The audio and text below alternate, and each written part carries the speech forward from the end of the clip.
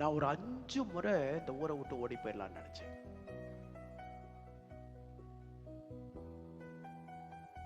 இந்த ஊரை விட்டு ஓடி போறதுக்கு 5 முறை ட்ரை பண்ணேன். அதுல 3 முறை அரிசி இல்லைன்ட்டு ஓடி போலான்னு நினைச்சேன்.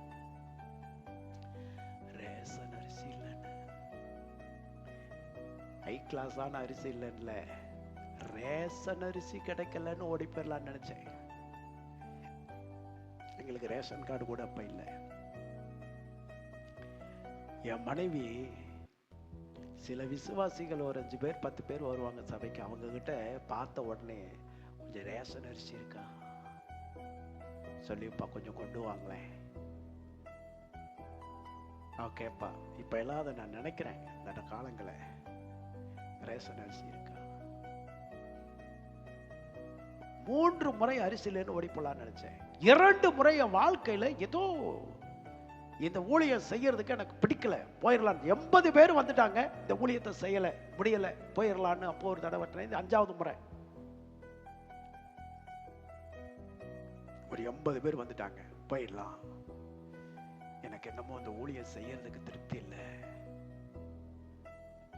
என்ன தேவன் தான் நடத்துறாரா, இந்த ஊழியத்தில் அவர் இருக்கிறாரான்னு தெரியல, இந்த ஊழியத்தை எதுக்கு செய்யணும் அப்படின்னு நினைச்சு ரொம்ப கன்ஃபியூஷன் இருந்தேன். காலையில் எந்திரிச்சோடனே அப்படி ஒரு சிந்தனை. 7 மணிக்கு இந்த சிந்தனை வருது. ஆண்டவர் என்கிட்ட பேசுறார். என்ன சொல்றார்? மகனே, நீ எழுந்து இதே ஊருக்கு, அப்ப நாங்க பெருந்துறையில இருக்கிறோம், இந்த ஐயப்ப நகர்ல ஒரு சர்ச் இருக்குது, அங்க ஒரு பாட்டியம்மா இருக்கிறாங்க, அவங்கள போய் பாரு. ரூத் அம்மான்னு சொல்லிட்டு, எத்தனை பேருக்கு தெரியும் ரூத் அம்மாவை? ஒரு கவுண்டர் சமுதாயத்திலிருந்து ரசிக்கப்பட்ட ஒரு தாயார். அந்த அம்மா பேரை சொல்றாரு. இந்த அம்மாவை எனக்கு யாருன்னே தெரியாது, பார்த்துருக்கிறேன், தூரத்துல இருந்து பார்த்துருக்கிறேன், அந்த அம்மாட்ட நான் பேசுறது கிடையாது. நீ அங்க போ அப்படிங்கிற. நான் நினைக்கிறேன் 2012-13 இந்த சம்பவம் நடந்திருக்கும்.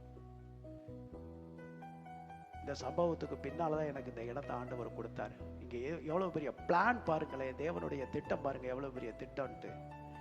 நான் அங்க போறேன், என் மனைவியில சொல்றேன், ஏப்பா அந்த மாதிரி ஆண்டவர் பேசுறாரு, நம்ம போய் அந்த ஒரு அம்மா ஊழியம் பண்ணிட்டு இருக்காங்களா, அந்த அம்மாவை போய் பார்த்துட்டு வரலாம். என் மனைவி துணியெல்லாம் துவைச்சு போட்டுட்டு வர்றா. ஒரு 10 மணிக்கு வீட்டில் வந்து நாங்கள் எல்லாம் சாப்பிட்டுட்டு இங்க இருந்து புறப்பட்டு போறோம். 11 மணி அவங்க வீட்டுக்கு போகும்போது போய் செருப்பை வெளியே கழட்டி போடுறேன்.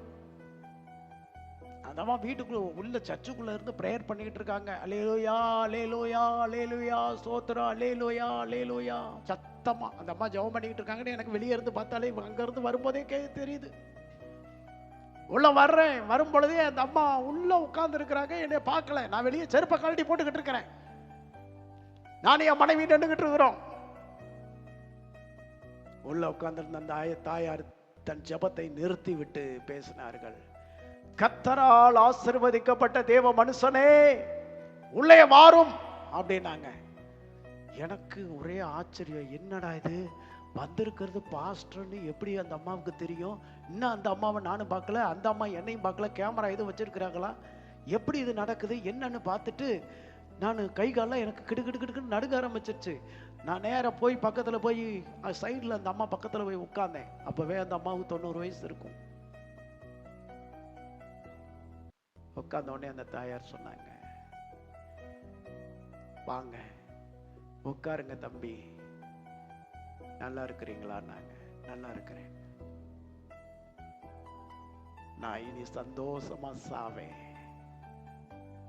என்னை பார்த்தோன்னே அந்த அம்மா சொன்னாங்க, நான் இனி சந்தோஷமா சாவேன் அப்படின்னாங்க. அம்மா, நீங்க இன்னும் ரொம்ப நாள் உயிரோடு இருந்து தேவனுடைய ஊழியத்தை செய்யணுமா, ஏம்மா இப்படி சொல்றீங்க? அந்த அம்மா சொன்னாங்க, இல்லப்பா, நான் ரொம்ப நாளா எங்க அப்பாட்ட ஏசப்பாட்ட கேட்டுக்கிட்டு இருந்தேன், என்னைய சாகிறதுக்கு முன்னால இந்த ஊர்ல வச்சு பயன்படுத்த போற மனுஷன், தேவ மனுஷன் யாருன்றதை என்கிட்ட காமிச்சிட்டு தான் நீங்க என் உயிரை எடுக்கணும்னு கேட்டுக்கிட்டு இருந்தேன். தினம் ஜெபம் பண்ணேன். உம்முடைய ஊழியக்காரனை நான் பார்க்கணும், என்கிட்ட கொண்டு வந்து நீங்க அவனை காமிச்சிட்டு தான், அந்த ஊழியக்காரனை காமிச்சிட்டு தான் என்னை எடுக்கணும், அது வரைக்கும் என் உயிரை எடுக்கக்கூடாதுன்னு ரொம்ப நாளா நான் கேட்டுக்கிட்டு வந்தேன். வருஷ கணக்கில் நான் ஜெபம் பண்ணிக்கிட்டு இருக்கிறேன் தம்பி. இன்னைக்கு காலையில 5 மணிக்கு தேவன் என்கிட்ட பேசினார். மகளே, நீ என்னுடைய மகனை பார்க்க விரும்பணும்னு சொன்னையே, இதே ஊர்ல ஊழியம் செய்ய போகிற என் மகனை நான் உங்ககிட்ட கொண்டு வர போகிறேன், இன்றைக்கு நீ ஆயத்தப்படு. நேரத்தையும் சொல்லிட்டார். என் மகன் சரியாக 11 மணிக்கு உன்னிடத்துல வந்து நிற்பான் என்றார். நாங்க ஏதேச்சியா புறப்பட்டு 11 மணிக்கு அங்க போய் நிக்கிறோம்.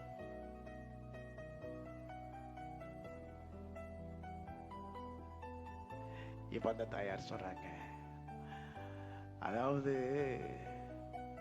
அந்த அனனியாவும் அண்ணாலும் இயேசுநாதரை குழந்தைகளை கையில தூக்கிக்கிட்டு, உம்முடைய ரட்சணியத்தை என் கண்கள் கண்டது, இனி நாங்கள் சந்தோஷமா எங்களுடைய ஜீவனை ஒப்பு கொடுப்போம்னு சொன்னது மாதிரி அவங்க சொல்றாங்க, ஆண்டவரே, இந்த பட்டணத்துல, இந்த ஐயப்ப நகர் பகுதியில, இந்த இடத்துல தேவனுடைய ஊழியத்தை செய்ய போகிற ஒரு தேவ மனுஷனை எனக்கு காண்பீங்கன்னு கேட்டேன். ஆண்டவரே, இதை காமிச்சிட்டீங்க, நான் சந்தோஷமா என் உயிரை எடுத்துக்கிற கொடுக்குறேன், என்னை எடுத்துக்காங்கன்னு என் முன்னால சொன்னாங்க. அப்பதான் நான் என் வாழ்க்கையில ஒரு தீர்மானம் பண்ணினேன். இனிமேலுக்கு எனக்குள்ள சந்தேகம், இந்த ஊரை விட்டு ஓடி போயிடணும்னு ஒரு திட்டம் வைக்க, இந்த பேசவே பேசக்கூடாது. என்னை கொண்டு தேவன் ஒரு திட்டத்தை வைத்திருக்கிறார். சொல்லுங்க, வச்சிருக்கிறார். சொல்லுங்க, தேவன் உன்னை ஓடி போகிறதுக்கு, செத்து போகிறதுக்கு அழைக்கல. அல்லேலூயா. நெகேமியா சொல்றான், என்னை போல மனிதன் ஓடி போவானோ? எத்தனையோ பேருக்கு திட்டம் இல்லாம இருக்கலாம், செத்து போகலாம். எத்தனையோ பேருக்கு நோக்கம் இல்லாமல் இருக்கலாம், அவன் வாழ்க்கையை முடிச்சுக்கலாம். எத்தனையோ பேர் அர்த்தம் இல்லாம வாழலாம், அவங்க என்னென்னமோ எப்படி வேணாலும் போகலாம். ஆனா உங்களுக்கும் எனக்கும் ஒரு நோக்கமும் ஒரு திட்டமும் உண்டு. சர்வ வல்லமையுள்ள தேவன் நம்மை தெரிந்து கொண்டதற்கு ஒரு மகா பெரிய நோக்கம் உண்டு. இன்றைக்கு வேணா உங்களுக்கு தெரியாமல் இருக்கலாம், ஆனா காலம் உங்களுக்காக இருக்கிறது, வைக்கப்பட்டு இருக்கிறது. உங்களை குறித்து தேவன் வைத்திருக்கிற திட்டத்தின் நாள் வரும் பொழுது, அந்த நாளிலே நீங்கள் களி கூர்ந்து மகிழ்வீர்கள்.